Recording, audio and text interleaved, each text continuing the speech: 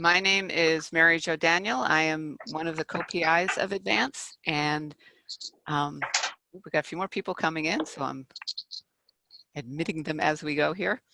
Hi to everybody. Okay, and as I said before, you probably want to put yourself on speaker view. You are going to stay muted until Kathy asks if there's any questions. And I'm dancing a little bit here, Kathy, because we got a few people still coming in. Okay, that's great. I will tell everyone, although you are muted, you do have access to the chat box, so you can type a message that everyone can see, or you can change that to direct it to one person. And I would recommend that you direct it either to me, the host, Mary Jo, or to Kathy if you have a specific question. We're going to try to manage all the questions so they don't get lost as best we can. So with that, I'm going to find Melanie. She's in here somewhere. There you are. And Melanie. All right, wonderful. Well, it is fantastic to see a few smiling faces and many familiar names. It's great to have this audience to hear Professor Kathy Powers. I'll introduce her. I want to first say that this idea of having a women influencing policy brown bag series came in part because I happened upon a link, I think that was sent out maybe to the UNM Sisters List, of Dr. Kathy Powers on the Rock Newman show a few months ago, back in the fall, talking about reparations and the Georgetown, this really huge step that Georgetown took to begin a process of reparations based on the slaves that Georgetown had sold in the pre-Civil War era. And Kathy was on the Rock Newman show, just so eloquent, explaining the issues. I thought I had some vague understanding, and I realized after hearing her that I really didn't understand the depth. And she just has this ability to bring clarity and a depth of understanding to issues that people really need to think about. And so it's just a great honor to have you here. Kathy, thank you so much for being here. Thank you, Melanie.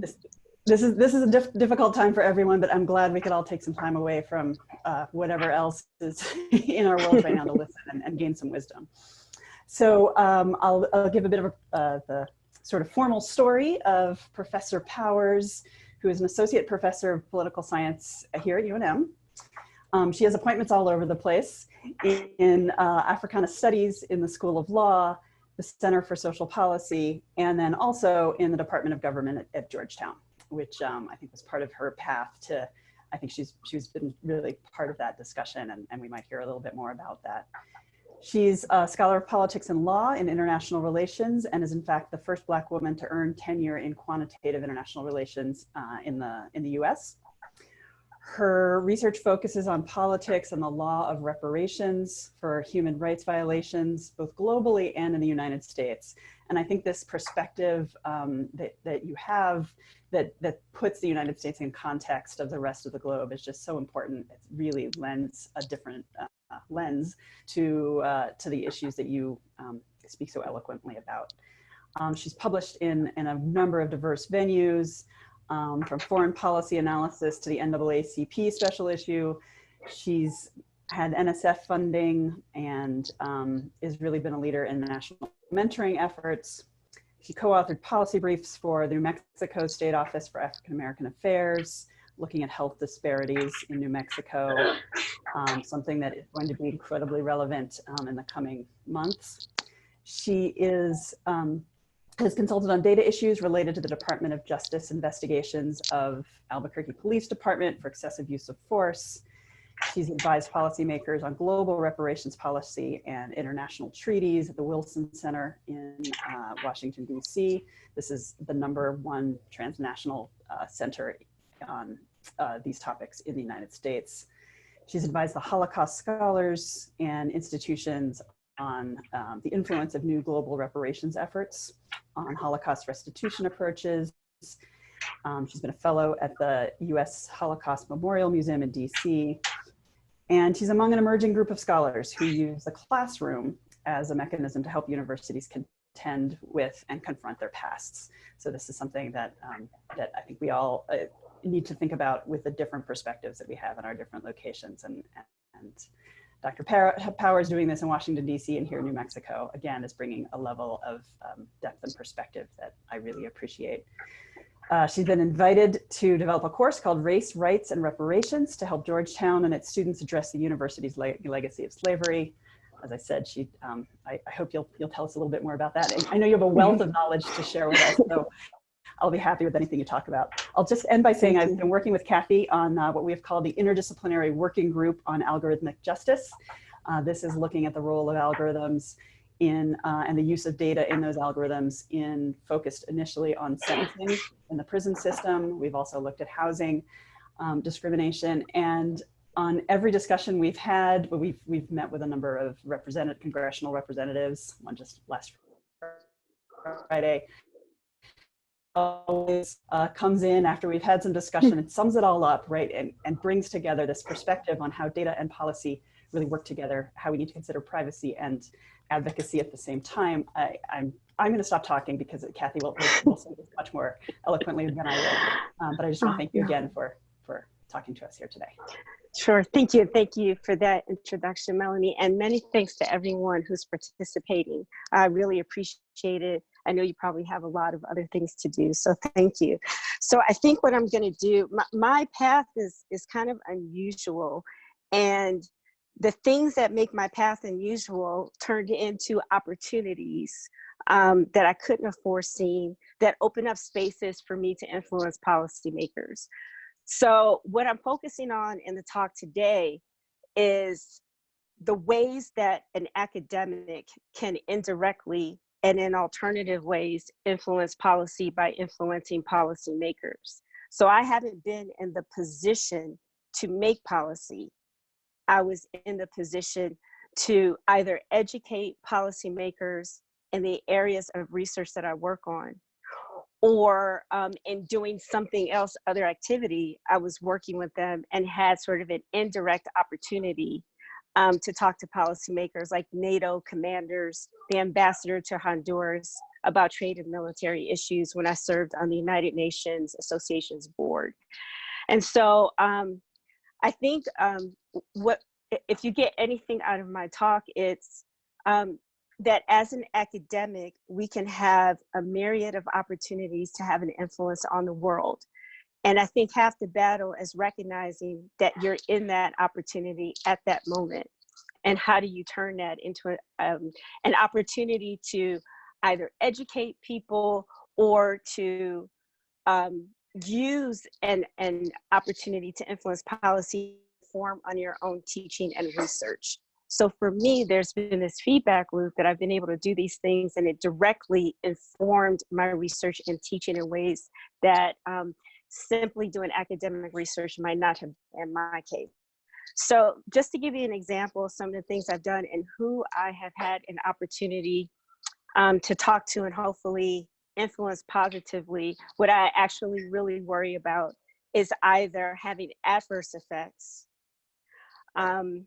stepping into other people's tragedies, and thinking that I have a space to influence given my Western perspective, African-American perspective, when I stepped into spaces to talk to people from Bosnia, Azerbaijan, Holocaust survivors, and recognizing my positionality.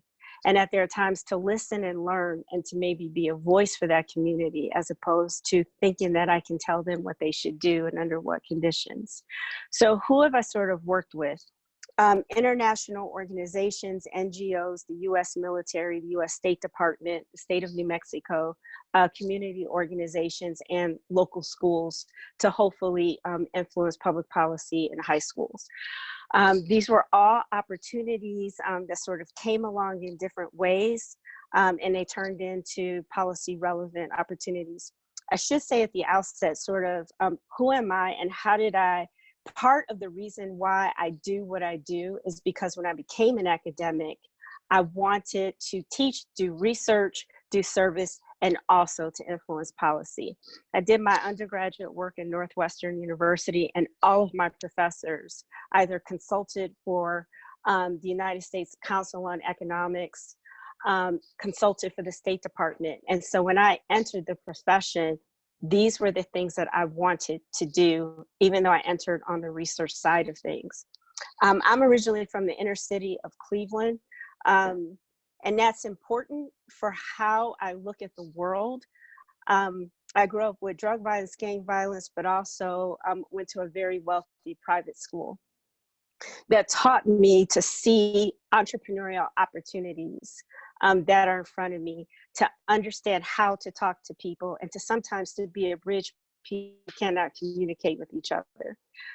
I was always concerned about my security, internationally and domestically, because I paid attention to the Cold War and the drug violence in my neighborhood. And so I've always sort of had this interest in what happens internationally and what happens in my own backyard. And that's now playing out in the work that I do. I started out as an international trade scholar.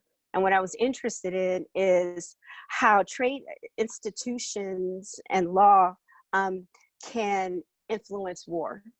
And so all of my work sort of centers around the question of the role of law and politics in international relations, particularly the role of institutions and law, and how they trade, how that connects to security issues, and more recently, how do institutions and law shape the ability of victims of mass human rights violations to seek redress, and what are the conditions under which some do and some don't, and under what conditions are these efforts actually awarded. This research all started from teaching. My entire career, and I always make sure I say this because I owe it to this family, everything that I have done with respect to reparations and human rights violations came from a student's question in 2000 when I taught at the University of Arizona. There's a student who was biracial, African-American, and Jewish in my international political economy class who asked, why did my Jewish grandmother get reparations for the Holocaust, but not my African-American grandmother for slavery? And although I was a trade scholar, it sort of opened up this huge question about why some and not others. And is difference just difference, or does difference equal inequality? Is it that African Americans chose not to seek reparations and the Jewish community did, or were there barriers to entry that affected each path? Were some narratives accepted as legitimate while others were not? When was the world willing to support a global effort for reparations in one case and not in the other? So I was an international political economy scholar who did work on trade and war, who entered human rights at this time through this question. It completely changed the course of my career. Okay, so that sort of explains how I came to the reparations work. Let me take a step back and talk about how I came into doing policy work, which actually starts with my work in international trade. I was invited to sit on the board of the United Nations Association in Tucson, Arizona, which is an NGO that supports the work of the United Nations on the ground. And I worked with the US NGO. And I had the opportunity to sit on the board with a retired NATO commander who was a US general in the US military, the former US ambassador to Honduras, and other individuals who had had careers in international relations and just happened to retire in Tucson, wanted to stay active, and sat on this board. And it gave me the opportunity to do a couple of things, not just to work with an international organization, but to influence individuals and to educate them on how trade organizations across the planet led by actually the African continent, used trade organizations for military purposes. That opportunity led to an invitation from West Point to give a presentation on my research and the data that I had collected on regional trade agreements and their military security provisions, like if they have military alliances, that they have military forces that could actually go into countries and to engage in war, which is kind of unheard of here, but has happened quite often in West Africa, for example, in Southeast Asia, was to present this work to these retired generals and colonels who are alumni of West Point. And it turned out that some of them had actually consulted in African countries in helping to create the African Command, the Economic Community of West African States military force.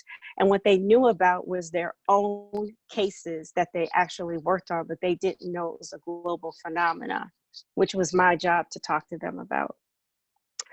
And it was funny because I was like 28 years old at the time. I went to this event with my significant other.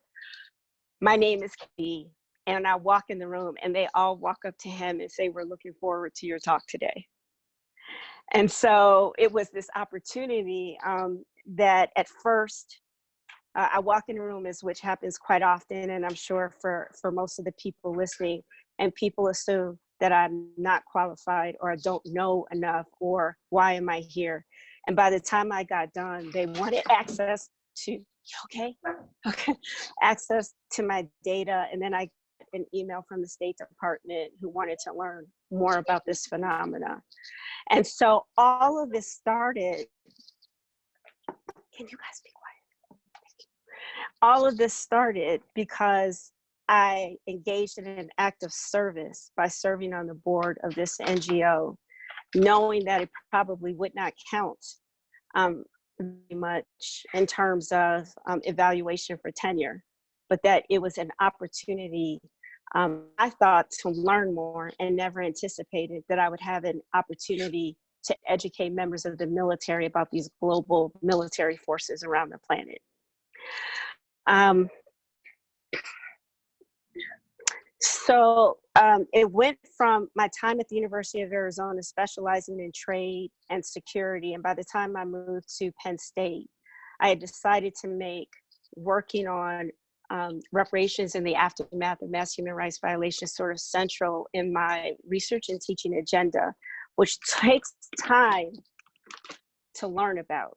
And so when we retool and we move into other areas, I think what people don't realize, there is the time to learn the literature at a level at which that you can innovate and you can fill gaps.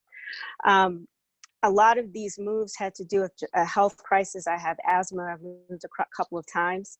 And so it opened up in crisis and life events, it opened up an opportunity for me to rethink who I was. I actually thought I was gonna leave academia because I wasn't sure that the national market was available to me, given that I'm geographically limited where I can live and work. So I took a class at the University of Arizona's law school. It was a public law class, and I ended up learning an incredible amount about public law, private law, the role of international legal personality. And everything that I learned in that class, because I was thinking about walking away from the profession, is now key theoretically in the research that I do on trade and in reparations, and thinking about how do international treaties work? How does international law work? How is that the force that moves international organizations that then has an impact sometimes on creating context to consider reparations efforts for mass human rights violations? So part of my story is this winding journey that I had as a function of life events that opened up opportunities that I could not have foreseen that would inform the work that I have today. And I'm pretty fortunate for it. Sometimes life closes a door and opens another one that offers opportunities for you to have an impact that you could not have foreseen. And that's probably my situation. So how is it that I have influenced policy? What are the different things that I did? And in talking about that, I'll give you examples of things that I've done. So one, directly consulting policymakers. So for example, the fellowship at the Woodrow Wilson Center was focused on, and I actually really thought a big part of it, and it was focusing on a book that I was writing. The Woodrow Wilson Center for International Scholars in Washington, D.C. is an international relations think tank that brings in scholars, journalists, people in the military, policymakers who are working on a project. They have an area of expertise. And while you are working on that, the expectation is that you consult policymakers and educate policymakers while you are there, which I didn't understand fully until I arrived. That opportunity came directly from teaching at Georgetown and giving a research talk in the Department of Government, getting a research and policy talk in the Georgia Institute for Women in Security, and being recommended that I apply for this fellowship, which I prepared for 3 years out. So the Woodrow Wilson sort of big fellowship, they invite 15 scholars from around the world who are working on in important areas to be there for 9 months to work on and to consult. Because I am limited geographically and where I can be and how long I can be there, plus I have kids, I negotiated to be there for 6 months, which I think is important for women to know, that we can apply for these prestigious fellowships. And they have now become institutions much more understanding about the constraints that we face. And so when I get there, one of the board members of the Woodrow Wilson Center took me aside. He's a member of the National Security Council. And he said, one of the reasons why we want you here is that you have a sense of the efforts for reparations for mass human rights violations across the planet. And we have policy experts who are actually negotiating actual reparations efforts across the planets. And we have regional program managers who know about the efforts in the region like Latin America, Africa, or global Europe, but they don't know the context within which that fits into a global setting. So my job while I was there was actually to, one, give a presentation on my research, and to show, one, to sort of talk about what are reparations and what are they supposed to do? What's the difference between reparations used as a fine at the end of war and reparations used to deal with justice in the aftermath of mass human rights violations? What sorts of things can be reparations? We tend to think of money in the West, but they can also be policy programs like health-related reparations. If your hands and your feet were cut off so you can't walk, you can't work, and you can't vote, reparations can be prosthetics.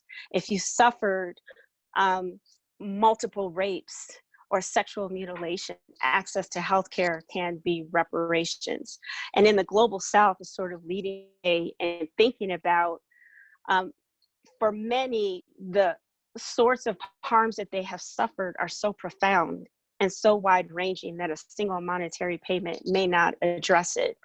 And so what is often now being negotiated is partial payment, educational benefits, assuming that your opportunities for education have been limited or those of your children, health-related reparations, as I've talked about, and oftentimes memorialization, so that it can be remembered and not repeated, can be a form of reparations. And so I found myself not only giving this presentation to other fellows at the center, but the program managers and other entities in Washington, D.C. were invited. And so I had to think very carefully about, how do I present this work in a policy environment? And then in a responsible way, what are the policy recommendations that I'm making? One of the things that kind of came out of that presentation was there was a member of the US State Department who had been involved in negotiating international treaties between the United States and other countries about Holocaust reparations or restitution. Even today, and this is a much longer story, but the United States still going after countries who have not paid reparations for the Holocaust to Holocaust survivors and their families in the United States. So not long ago, there was a treaty signed between the United States and France for $60 million that France would pay the US $60 million, and then the US, the US would then distribute it to the survivors and their families. And so this reparations negotiator wanted to talk to me about using treaties as this tool, and international treaties are a form of international law that apply to the signatories. So in this case, it would be the US and France. And also, because she, in her case, had been focusing on this particular case and treaties related to this particular case, she didn't know that there were international treaties being negotiated across the planet between countries, bilaterally, groups of countries, and also groups in the aftermath of conflict, often peace agreements after civil war between countries and groups had reparations provisions, but then also the legal claims that are being filed in international venues and in domestic ones. I also had a chance to learn from her about the politics of negotiating such treaties, the loopholes and mechanisms that are being incorporated into these treaties to ensure that it locks in that something has been done. Don't come back and address this issue again. So for example, there is a mechanism, a line in this treaty that says, if individuals accept these reparations, they can never bring a reparations claim against the United States or France ever again. If they receive reparations for this human rights violation from some other entity, they have to forego these reparations. And so what I learned a great deal about is, on one hand, it seems like a win for victims of human rights that these treaties are being negotiated, but they're also structured contractually to really make sure there are no other efforts and to really constrain the options of the individuals. We still live in a world where countries are the dominant actors in many ways under international law and in terms of treaty making. So oftentimes individuals do not have a seat at the table to influence those negotiations, and they're relying on their governments to represent their interest, while governments are also representing their own interest. So in terms of understanding when we see reparations happen and when we don't, this was really informative about the lack of discretion or that a group can have when a country is negotiating for you, and the loopholes that can be put in place in these international law that can really limit your ability to pursue reparations for all the things that have happened. I also, a couple years before this fellowship, I was at the Woodrow Center for 1 month, and I was as a reparations expert to come in and lay out institutional and legal landscape for reparations seeking in the Balkans.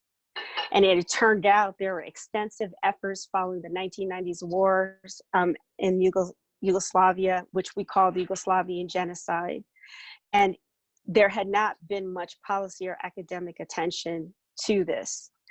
And again, I had to give a presentation on this to policymakers. And what I didn't know until 10 minutes before I walked in is that they had advertised my presentation all over Washington, D.C. So community organizations, NGOs, people who were advocates for human rights victims across the planet who has some kind of representation in D.C. came to this presentation. Freaked me out a little bit, but it all worked out. Probably the most powerful thing that came out of this for me was representatives from a Macedonian People's Association talked to me afterwards, and they were seeking reparations from the Greek government for human rights violations the Greek government committed towards Macedonians. And the complication was the Greek government said, we will not give you reparations for these human rights violations until the German government gives us reparations for the Holocaust. And so then linked in economic negotiations that were presently happening, that you get until we get something. And they asked me to advise them on how to deal with this situation. I had like 10 minutes to talk to them. And so this is sort of the examples I'm talking about. I'm not in the room negotiating the treaties, but people who are advocating for these policies and treaties and negotiating with governments asked me for advice. And in ways it was a little bit scary, but this was what I always wanted to do. So it was also very exciting at the same time. I could keep going. Should I stop and take questions? If you'd like to pause for questions, we can. It's up to you. Do you want to pause for questions? Sure, because I'm going to go to another way that I have worked on policy, so I should probably stop and take questions now. Okay, so for all of you on the call, we're going to try to do this in a somewhat not crazy fashion. You have two choices. You can type a question into the chat screen, either to everyone or to Kathy or to me, and I'm the host, Mary Jo. And I'm also going to now give you, right now you can't unmute yourself, but I'm going to allow you to unmute yourself, and which case you can ask a question verbally. So if you would like to ask a question verbally, you should be able to unmute yourself to ask it, and we'll wait for just a couple minutes, or a minute, or you can type it into the chat, and we'll give Kathy a chance to get a sip of water or Okay, I'm good. whatever she needs. Okay.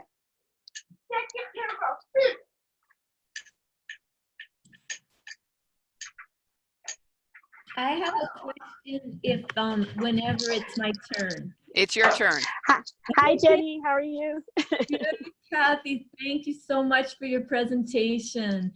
I'm not sure this question is best coming now, so just feel free to defer it to later. But you had mentioned something about the challenge of talking to people who've suffered deeply from a perspective of respecting the differences of where we come from, but also the need to really respect another individual's personal circumstances as they share their experiences and also what they want in terms of activism and with regard to reparations and social change. And I just wondered if you could, if this is a good moment, if you want to share a little bit more about that challenge. Something a lot of us experience and want to deal with respectfully in our own work. So I would just your insights on that, if this is a good moment. Sure. Thank you for your question. I should also acknowledge that Jenny and I have worked together. We've presented at Georgetown in a gender and transitional justice workshop, and we created a course on interdisciplinary approaches to transitional justice that we taught in the law school. So I just want to say I have learned so much from her. And at the time that we did this, some of these experiences that I've had in the reparations realm, I did not. So now, so I've walked into spaces with Holocaust victims, victims of the Yugoslavian conflict, Azerbaijan, and also into my own community and been controversial. So how do you do that? I'm going to admit that I think early on, especially when I walked into the Holocaust Memorial Museum and when I met with the human rights defenders from Azerbaijan, and also working on the UNM task force related to the murals and how the university is confronting its past, I was arrogant. And I thought, I've been studying this a long time. I have participated in these issues in my own community. And I thought that, and the fact that I had participated at Georgetown and how they're dealing with the legacy of slavery, that in the sense of, I know I can come in, can help. And I had humbling / humiliating experiences several times when I realized that although I'm African American, I have a Western perspective on justice. Also, in the case of UNM, not understanding that indigenous populations haven't been here 2,000 years before anyone else. The Hispanic community have been here 500 years before everyone else is an entirely different context that I didn't understand. So one of the things I've tried to do is to first come in and be humble and listen and learn, and try to learn as much as I can. I would say that the first thing is don't come in with suggestions right away. Is to try to understand the context that you're in. In my case, I was operating in English.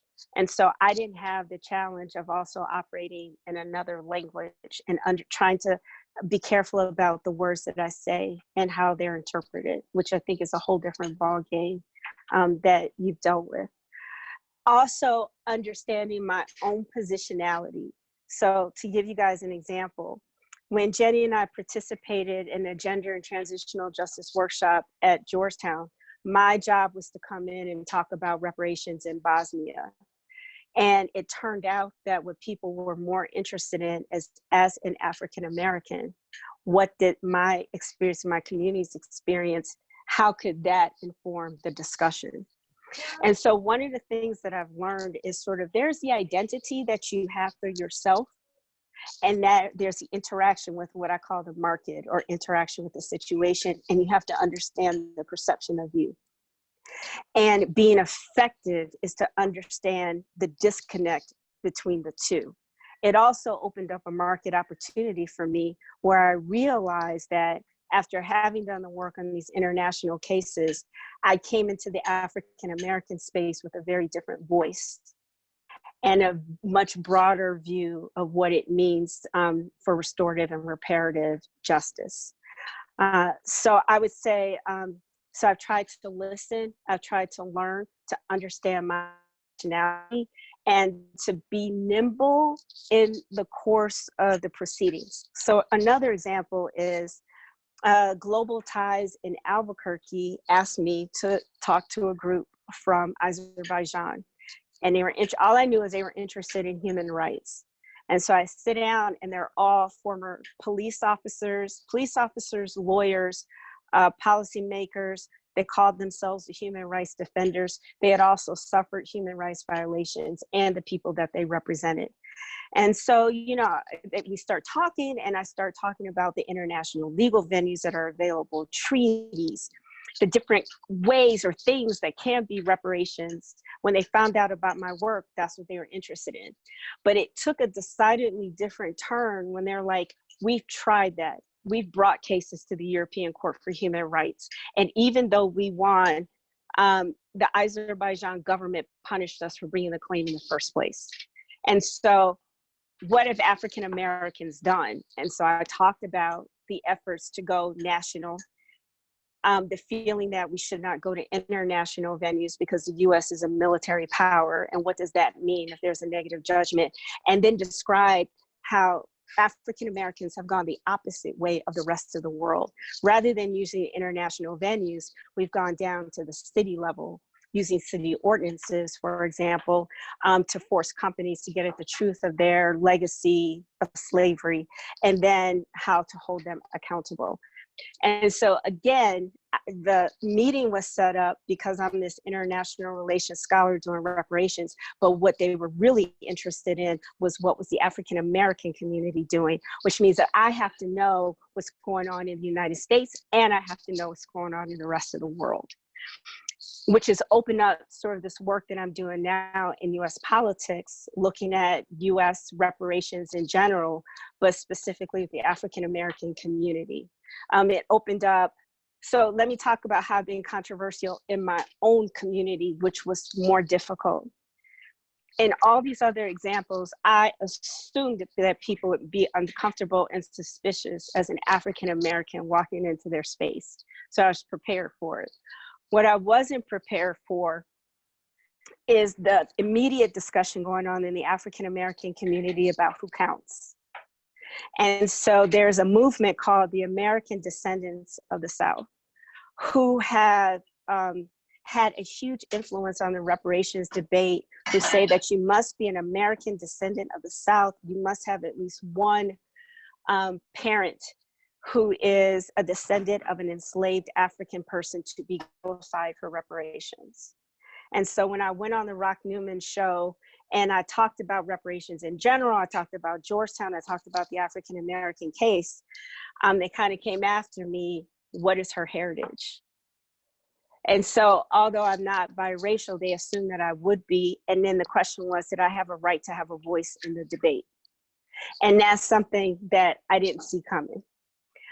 It's the most important aspect of the debate about African-American reparations today. But it also led to the opportunity where I was invited to be part of a group of policymakers, academics. I have to be careful about who I say was involved, to put together a white paper for Congress about what reparations looks like. And part of the debate was, should this criteria of being ADOS and a descendant of the South be a criteria which would then eliminate people who are immigrants from the African diaspora and didn't have the legacy of American slavery in their family. And so it also showed me that I had to be humble in my own community to recognize the diversity of ways of thinking about who counts and who doesn't, what might constitute reparations. For this group, it's reparations in the form of money because of the Black-white gap, economic gap or wealth gap. And trying to actually now to map out and try to articulate the variety of interest and perspectives on this issue, and to come in and to help people talk about it, because these can be contentious issues that I think that we have forgotten. People have fought and killed each other over the question of reparations, as in 1952 in Israel. You know, one group led by Menachem Begin said, we should not let Germany off by paying reparations. And another group said, they must do something because it was so horrific, and they fought each other.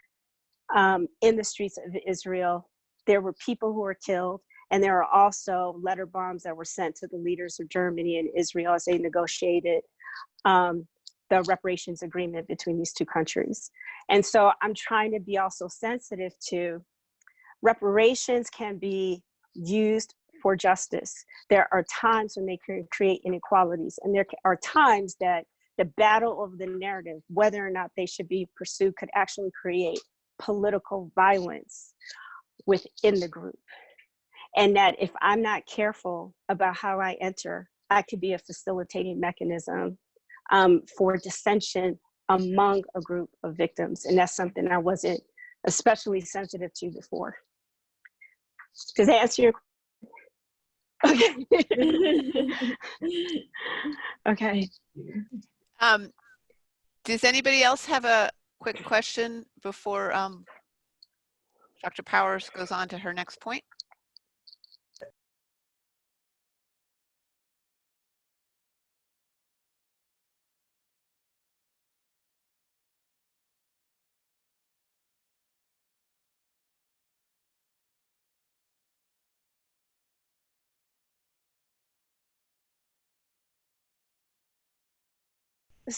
So the situation that we have right now is that it's happening right now.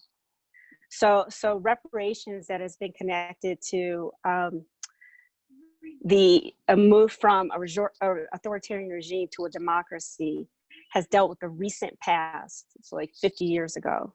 When we talk about African-American reparations, also for indigenous peoples across the planet, these are historical injustices. And so trying to figure out whether or not there's harm now, should something, and those are key questions. What's really difficult is this is happening right now. And whether or not in the midst of a pandemic that is having a global impact, that people are willing to stop and recognize some people are impacted more than others because of structural factors is a whole different ballgame. And we're just getting data out that shows that African Americans and Latinos are disproportionately affected by this. They have low wage jobs where they're still out there working, at least some members of the community, so they are exposed. Underlying health conditions, lack of access to medical care, and then there's a racism in the medical system.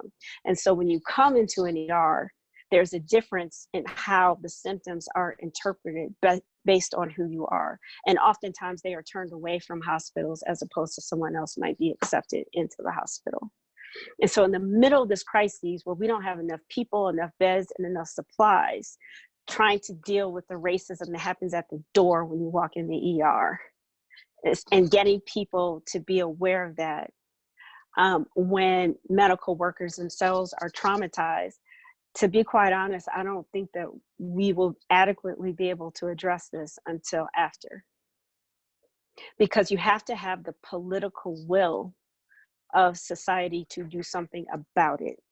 I think one of the amazing things that's happening is because we have data right now. At first, the information that was being collected on individuals was just problematic to begin with. Whether or not you had a test, China stopped counting that way and looked at symptoms. So, and who gets a test and under what conditions. So the data that we just have on who has the coronavirus and who doesn't is flawed to begin with, because the tests have not been administered broadly.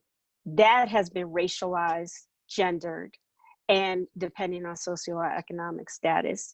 So we are starting to get data on deaths, on tests and deaths, but it's not complete. It's horribly underestimated. We have had a difficult time with the administration just being willing to say that you need a mask, that something is wrong and something should be done. So I think what we can do now is to collect data now to establish the record. Documentation is a huge area of reparations. And so what does documentation look like? Who has the power to create it and to collect it? And what does that mean? And I'm not saying that there shouldn't be cause for the injustice now. I think there should be. I realistically think that there won't be a political will to do something about it and the resources necessary right now. Does that answer your question? That's just my opinion. I think the hopeful thing is to collect information to demonstrate that it's happening. And I would say not just for the African American community, the Latino community, but we have to pay attention to people who are being held in immigrant jails, people who are in prison. And these are also sort of vulnerable groups. And so I think we have to collect information to establish the phenomena, unfortunately. One of the things I've obsessively been doing is just trying to collect articles that at least talk about it. And then to begin to say what's the collection of people, like in Appalachia, for example, there's little access to medical care, few hospitals. If the virus spreads in that situation, they will be particularly impacted too. So I think the first thing is to collect data. I think also we should all use our voices to make people aware of it. And I think we can do that through social media. Twitter is a powerful tool. Those of us who have access to spaces of power, in terms of societal will to do something about it, that's the political will I'm talking about. And I think that's going to be more difficult to galvanize to address particular groups because the pandemic is global. Chat from Asada Zarai about your previous point, ADOS status is an interesting point due to the fact that structural racism affects us all. And Alfred Matthewson, now that you mentioned masks, there's an article on CNN about risk African Americans face wearing homemade masks. There is no link for social media. How marginalized communities have these conversations, speaking truth to power and within their communities. Okay, so I'll take Asada's point first. So the argument that ADOS is making is that Black Americans are a distinct ethnic group with a distinctly different legacy and heritage. And part of that is slavery that has impacted our existence in the United States. And if you can't go for reparations for everyone, this might be a place to start. It is such a powerful discourse that is happening right now that people, especially in major cities like New York, DC, LA, are beginning to call themselves Black Americans and no longer African Americans. Nikki Giovanni was interviewed about 3 months ago and on a different topic. And she said, I no longer call myself African American. I say Black American because the legacy is distinctly different. But remember, I talked about the contentious politics within groups. And so people who may have been here for multiple generations, but not descendants of someone enslaved, say, but as an African American in the United States, I've suffered discrimination, police brutality across the board. So why am I not included? And if you follow hashtag ADOS, ADOS, you'll see the discourse that's happening within the African diaspora within the United States and among these groups about who should be included and who shouldn't. And it's quite contentious. And so the last time I was in DC, I noticed that so many people that I encountered said Black American and no longer African American. So it's this powerful movement that regardless of whether or not it continues to be in the discourse for the presidential election for 2020, it is having an impact on the ground about how people see themselves versus each other. And a group, I don't want to say that we all saw ourselves as being the same, but now there are these distinctions that are important. I also saw it at Georgetown. So Georgetown has been dealing with the legacy of slavery. And one of the things that happened is this identity that was being African American or Black at Georgetown also kind of broke apart when the descendants of the Georgetown enslaved Africans called themselves descendants and said they had a different legacy and that students should pay an extra fee that would constitute reparations to them. And in my class, I had the leader of the Descendants group. I had the leader or the president of the Black Student Union and some students who were descendants of immigrants from African countries. And it broke apart. And the president of the Black Student Union said, we are descendants of enslaved Africans. Why should we have to pay reparations to you? And the leader of this group within the descendant community said, but you will benefit from Georgetown's reputation for the rest of your life. And so you should pay also on the backs of our families. And then the students who were descendants of African immigrants said, why should we have to pay? We're not even part of this legacy. And so a group that is very tiny, that saw itself as very much one, the identities broke apart into multiple ones over the question of reparations to one. For Alfred. Sorry, go ahead. Oh, unless you want to say, I'm sorry, was there any other No, I was just part? going to point out there's another question from Nancy Lopez in the chat as well. That, okay. You can take it in whatever order you want. What okay. you wanted to deal with Alfred. Was Alfred's a question or is it a comment? I think it was more a comment. There's a question in there that there's no link for social media, but I think. Yeah, so we're starting to see the journalists identifying that some groups are impacted worse than others. And there has been a focus in the last 3 days on African Americans. And in fact, Van Jones also wrote an article yesterday while he breaks down how misinformation that came out of the administration led to myths about whether or not African Americans could be impacted or not by the coronavirus. And then all these other structural issues I've pointed out that have impacted information, access to healthcare, and also the jobs that many of us work. He also had a link to the state of Michigan. It was one of the few that's begun collecting data on coronavirus deaths and breaks it down by sex, by age, and by race. And so we're starting to get that information now. And I think he's absolutely right that within our communities, it's important that we give voice, that we speak about this, and that we demand that something be done. And I think within the community, if we can mobilize the community, then I think that we could do something. But waiting on the country to recognize it and for a general political will, I think would take too long. I think that we have to be active within the community and in local spaces and not rely on the national government.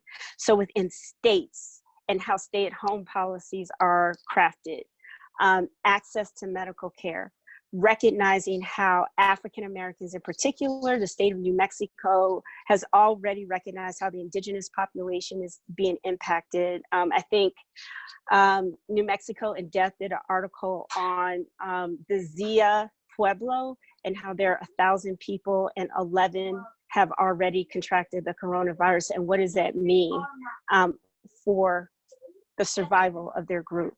So I think what we need to do is to look locally. I think we're going to have to do that anyway, as exemplified by the state of New Mexico, the state of Ohio, the state of New York, that in the context of how the virus is impacting us and our populations, to work in that apparatus, the state, the city, local, even like village levels, neighborhood levels, I think will become more important as we become more and more cut off from the federal government as a function of this pandemic and climate change as well. Nancy? Can I follow up though on point? I think he was talking about the use of masks in particular. Oh, I didn't hear that. Okay. And given that masks are not available, the CDC is recommending that you can use bandanas, but for Black people, right, or Latino folks to be tying bandanas on their faces. I know even myself when I go on walks, I notice people giving me, you know, these looks like, you know. Right, I know, me too. Right, exactly. And also, so there was an African-American man who's kicked out of a Walmart for coming in with a mask. So again, how we get interpreted in social spaces in a pandemic is totally different. It can actually lead to different kinds of harm.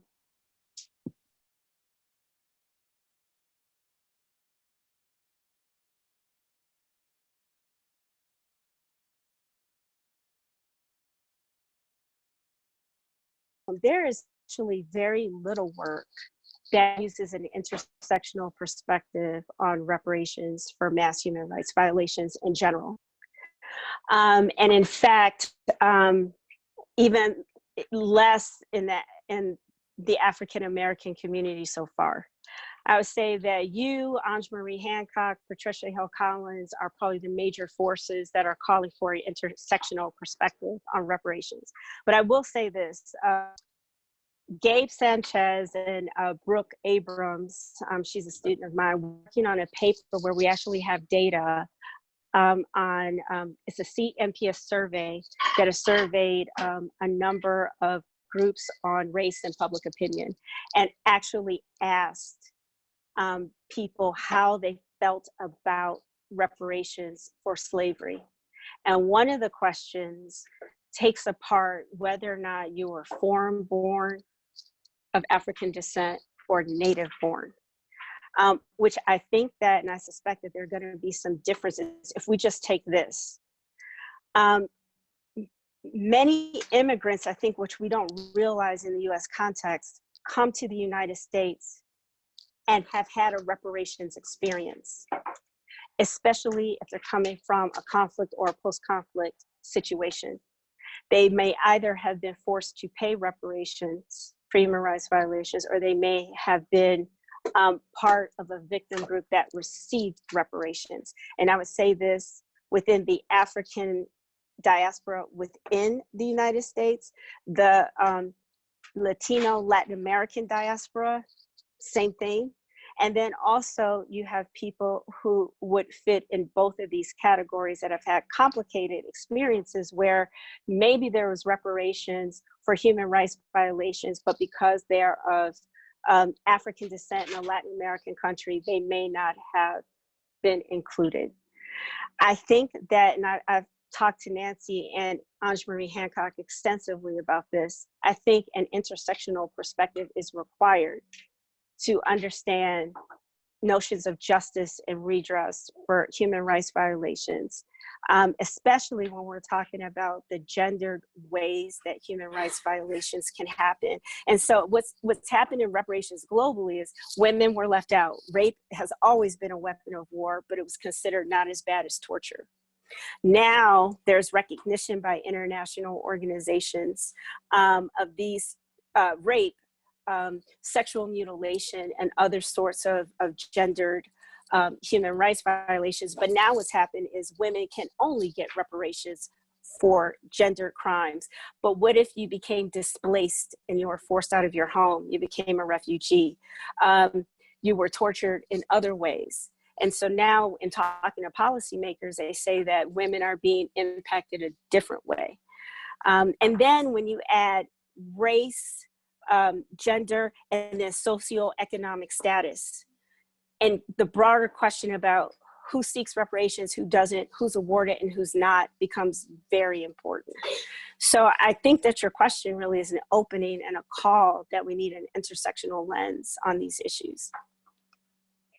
Exactly. And in fact, NSF has a particular grant called it's like a rapid reaction grant. And it is specifically for these, when crises happen, and we need academics on it right away. There's funding available. In terms of how do we go about research, actually I've been thinking about how do we start now, and how do we use the virtual space as a way to get people's stories while we wait, because there are projections that this could go on for 18 months. And I think that video testimony of people's experiences might be one way to at least start collecting information about the multitude of ways that people are impacted. And I think that would help also the intersectional lens. I think that's necessary. So for example, my older sister lives in Chicago, had a severe asthma attack, ended up in the hospital. While she was there, people died from the coronavirus. They still wouldn't test her. She had an asthma attack while she was in the hospital. And so this is what I'm saying about who gets the test and who doesn't. And so they gave her instructions for if she has symptoms to come back, but they had her there. She was vulnerable because she has asthma, and they still didn't test her. And so video testimony starting now about the ways that people feel like they've been impacted by the pandemic is, I think, one thing we can do now. I've actually started thinking about doing this with my friends, and just having and I know that, we have IRB issues, and so a more formal study would need to do that. But I think if we started with video testimony, that could be a record from which we can glean data later. Because what I'm worried about is this is going to last much. You shouldn't talk to me. So my brother says I'm scary to talk to, but it's also sometimes why I see things coming.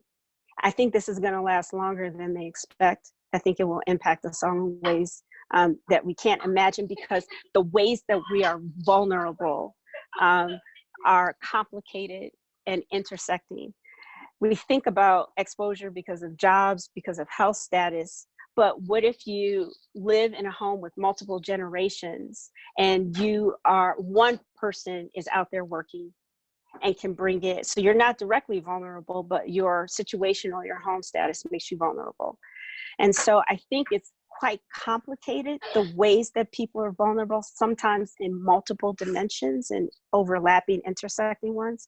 And maybe video testimony might be a way to get started. Mom? I've been kind of mapping this out in my head, because I think, to kind of also bring this back to human rights and restorative and reparative justice, is that the human rights issues of the future will be based on health and will be based on climate change. And so there are already movements in Europe for claims that are being prepared by European lawyers to bring claims against the US government for not participating in international treaties for the environment, for example, for not signing and complying with the Paris Accord, the Kyoto Protocol, for example. We're gonna have in the United States, not only, we're dealing with social distancing now, but we're gonna have people walking across the country who will become internally displaced because of the repeated natural disasters that are going to happen. And that's one of the things I learned at the Woodrow Wilson Center. Our future is this: natural disaster, survive, rebuild, repeat. And now add that viruses are being uncovered because of melting ice. And so these areas in which disenfranchised populations are impacted more than everyone else, I think will be some of the main areas for these claims. And social distancing, I think, is going to go on for a while. And so I think we have to be creative as researchers about how we study these issues. So thank you, Mala. That's really helpful. There is one more comment in the chat from Sonia Rankin, and then I think we're coming up on the hour, so you're going to need to. The conversation's been great, but you're going to need to figure out how to get us to the end. That's fine, because actually there are things I wanted to talk about came out, so it's totally fine. So there is one comment from Sonia that I don't know that it's really a question, talking about the complexity of the reparation discussion. Can you see it?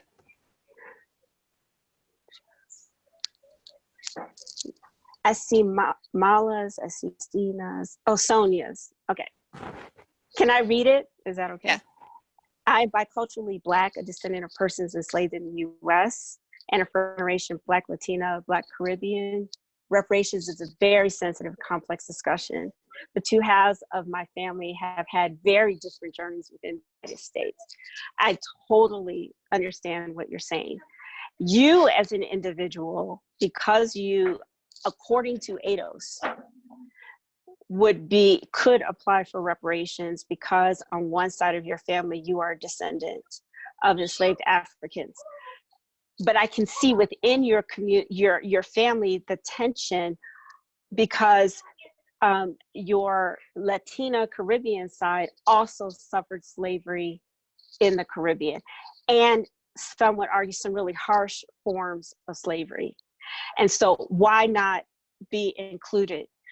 I think that something that I need to make clear is there isn't some overarching power that decides who gets reparations and who doesn't in many cases. It is a social movement or movement within the community. And somehow people who have some credibility that people accept decides that if we can't go for everybody, these are the contours. And so challenge it. This is one group that decided to have its own criteria that has had influence because Sandy Darity, an economist at Duke who's written extensively about Black reparations, agreed with this criteria and used it to create this group that's creating a white paper for the US government. But that doesn't have to be the only effort, and it doesn't have to be the only voice. And so oftentimes these efforts come from the bottom up. There can be counter efforts or separate ones that could be designed if someone wanted to take up the mantle to do it, or to challenge this group to have a broader definition or perspective. So these things are fluid. It's interesting, and I want to say this about working with Alfred Matheson on the DOJ's investigation of the Albuquerque Police Department and the work that we've done. It was an opportunity where I wanted to help. I wasn't a lawyer. I didn't have a law degree. I could understand what was happening, but I couldn't contend or make suggestions. For 3 years, I went to court. And I listened to the cases. I talked to him. We talked to individuals who are influential to try to figure out for the amici, the community organizations that wanted some sort of justice for these police killings. And it wasn't until I noticed some issues with data that I highlighted to him that have become key now, that I could have a voice and I could have a role. Otherwise, I wouldn't have known how to play a role in this particular case. So what I would say is to be involved in the discourse. It is really easy to get into this one because it's all happening on Twitter. And so, and Sandy Darity and others that are actually influential in the African-American community are weighing in on this debate, and it's taking place on Twitter, which is, great, because anyone can be a part of it. I don't know if that's helpful, Sonia. Yeah, so what I would say is in terms of understanding the ways that I can make a contribution to these debates and these areas that I've worked, what I didn't see as maybe an important role is someone who has had the experience of collecting large data sets on a phenomena that includes very different countries. It took me a decade to collect the first one on these trade agreements and their military features. The reparations work has also taken a long time. And I didn't understand that maybe this is how I could help policymakers to provide information that could help them make evidence-based decisions. And so, and Jenny knows this because we used to talk, and I would say, you know, you've had this experience on the ground working with victims of human rights violations across the African continent. And it took me a while to figure out what it was about me that could be helpful. And what I realized that I could do is to inform policymakers either directly by consulting them, indirectly by doing research for them that provides data, presenting my work, but then also being in the service that I've done, like being a board member of the United Nations Association, the American Lung Association, that I just did as service, put me in a place to talk to a variety of people who are policymakers that I could have kind of like an indirect influence that way. And okay, so I'll stop there. Okay, we have just a couple minutes if there's anybody else who wanted to ask a question or make a comment. You still have the ability to unmute yourself or to type into the chat. Okay, I'm still thinking about Melanie's question. This is an important one. All of them are actually, but that one is so emergent. Yes. Right now, I'm not satisfied with the answer that I gave. I want to be more hopeful. I just sent you an email about a way maybe we can get some of the perspective that you just articulated out to a scientific audience that I think needs to hear it. So, okay. I think the hope is just pushing forward in the way that you outlined, which is excellent. Okay, thank you. So Alfred Mathewson just typed in, can you talk about your role as a mentor? Oh, okay. So mentoring is incredibly important to me because I am here because other people took time and invested in me. And it's really important because I walked into a space where there were not only no minorities in quantitative IR at the time that I came in, well, few, and they were all men, I think 3. There were also very few women. And so if it wasn't for individuals that saw that it was important to invest in me, I literally would not be here. And I think when you're the first or the only, mentoring is important for everyone, for minorities, but when you are the first to come in, it's an incredibly difficult and lonely journey. So I made it sort of my mission to mentor students in general, particularly African-American students in international relations, because there are so few of us and the barriers to entry are great. So I had, it's over now, but a National Science Foundation grant with Christian Davenport at the University of Michigan to mentor, and it was broader than African Americans because our numbers are so small, students of African descent, from being admitted to programs, PhD programs, to exams, to PhD, getting that first job and tenure. And in the 3-year period that we had the grant, we had students that achieved milestones at all, but it's also really difficult.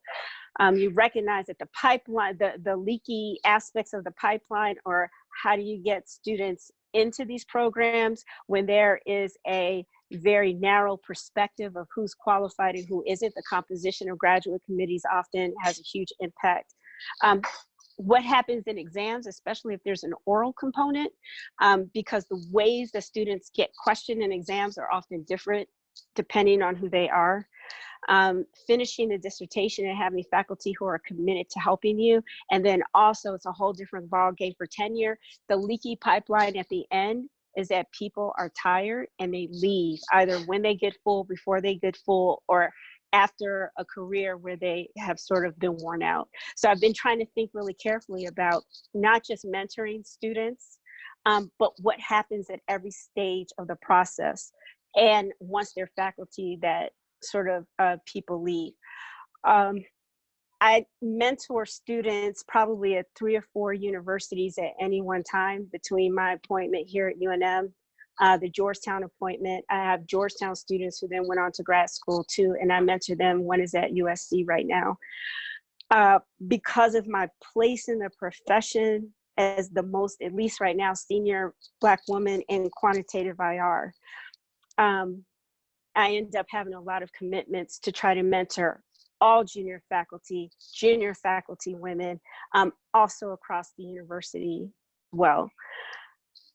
So I'll just stop there. Like, I wouldn't be here if people didn't take an interest in me, so I feel a responsibility to do the same. Thank you. One last question? We have time for one more if there is one, or a comment.